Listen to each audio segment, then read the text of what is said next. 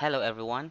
Today I am going to show you how you can change the column background.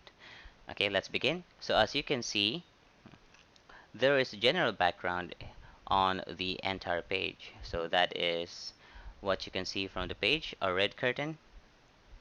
Okay, so just right click on the column that you would like to change the background. Click change strip background and it will give you choices to choose from. So for example, you have chosen this and it will automatically reflect to the column.